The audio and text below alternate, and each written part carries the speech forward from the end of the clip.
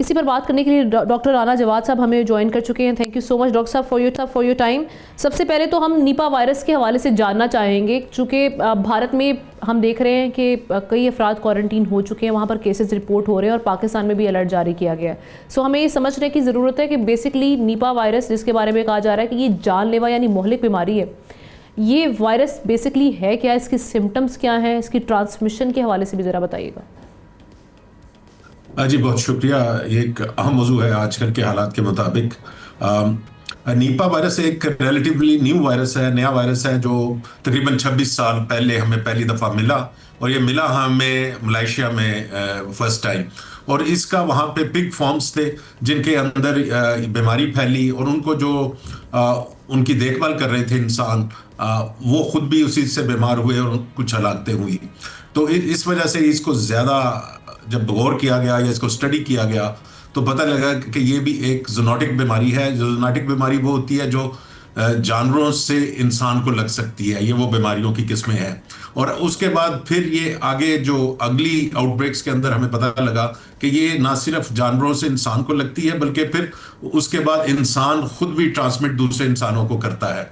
तो इस वजह से, और इसको जब इसकी मोहलक इसका और इतनी मोहलक है कि अगर खुदा न खास्ता इसकी कोई इन्फेक्शन किसी को हो तो तकरीबन 50 से 75% लोगों की हलाकत हो जाती है।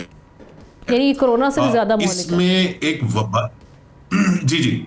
अच्छा। और इसी की वजह से वर्ल्ड हेल्थ ऑर्गेनाइजेशन ने यानी कि WHO ने इसे उन बीमारियों में शामिल किया हुआ है जिनके अंदर यह सलाहियत है कि वो एक आलमी वबा को फैला सके या स्टार्ट कर सके।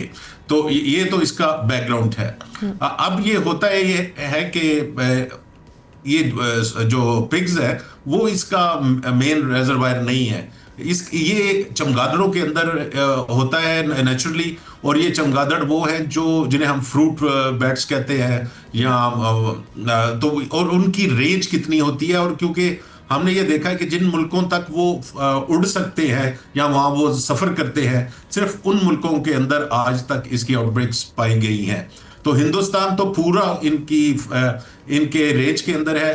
पाकिस्तान का तकरीबन आधा हिस्सा जो ईस्टर्न साइड है हमारी, वो इसके अंडर आती है। सो बड़े शहर आपके कराची हो गया, लाहौर आ गया, फैसलाबाद आ गया, ये सारे ये जो बेल्ट है हमारी ईस्टर्न साइड के ऊपर, ये एंडेजर्ड है इन बैट्स के जरिए। और ये जो चमगादड़ी है ये करती है, कोई फल वल खाया इन्होंने, खास तौर पे पाम ट्रीज के पाम फ्रूट्स जो होते हैं या खजूरें हैं, उनको खा के जब ये नीचे फेंकती हैं तो कोई दूसरे जानवर उसको खाते हैं और उससे वो बीमार हो जाते हैं।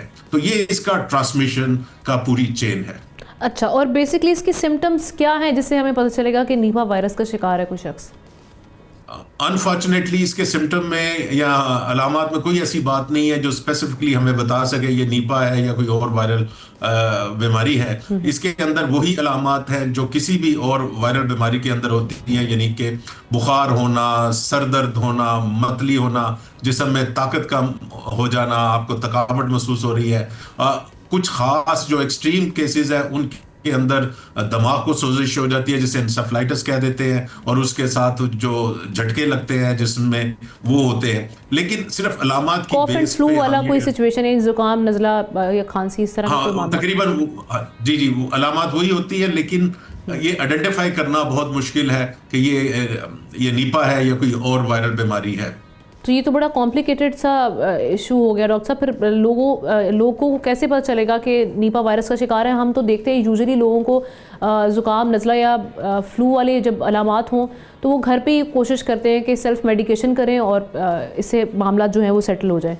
जब ऐसे मामलात होंगे और आप कह रहे हैं कि इंतहाई मोहलिक है, इसमें 75% चांसेस हैं कि आप जो है वो डेथ की जानिब जा सकते हैं।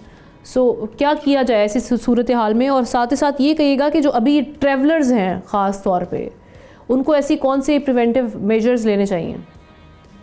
देखिए, इसके अंदर जो हमारे लिए अच्छी बात है कि पाकिस्तान में आज तक ये केस रिपोर्ट नहीं हुआ। और मैंने वो जिस तरह कहा है कि ये जो चमगादड़े हैं इनकी फ्लाइंग की जो रेंज है वो पाकिस्तान के ऊपर आके ख़त्म होती है। तो कुछ हिस्सा हमारा इनकी रेंज में आता है, लेकिन हिंदुस्तान, बांग्लादेश वो बराह रास्त इनकी रेंज में आते हैं, तो वहाँ आपको तकरीबन हर साल आउटब्रेक्स मिलती हैं। आज तक जो जितनी भी इसकी आउटब्रेक्स हुई हैं उसमें तादाद मरीजों की बहुत ज्यादा नहीं हुई। ये नहीं हुआ कि सैकड़ों लोग या हजारों लोग बीमार हुए हैं। चंद एक लोग बीमार होते हैं, और खासतौर पे वो लोग बीमार होते हैं जो बीमार जानवरों या उन बीमार इंसानों को की देखभाल कर रहे होते हैं। तो आपको ज्यादा परेशान, पाकिस्तान में रहने वाले लोगों के लिए ज्यादा परेशान होने की जरूरत नहीं है, अनलेस आपका एक्सपोजर है, आपने इंटरेक्ट किया है बीमार जानवरों के साथ। और खासतौर पे मैं ये बता दूं कि हमारे भी खजूर के बागात हैं बहुत सारे, और जो बांग्लादेश के अंदर तो पिग फार्म्स नहीं है, तो और वहां पे हर साल ये आउटब्रेक हो रही है। तो जब वो तहकीक की गई तो पता लगा कि जो खजूर के या पाम ट्रीज के तनों से एक रस निकलता है जिसे खजूर का रस कहते हैं, और वो आगे यूज लोग उसे कच्चा भी पीते हैं एज ए शरबत के तौर पर, और उसको पका के उसका गुड़ भी बनता है, मिठाइयों में इस्तेमाल होता है, या उसको फर्मेंट करके नशावर अद्वियात बनाई जाती हैं।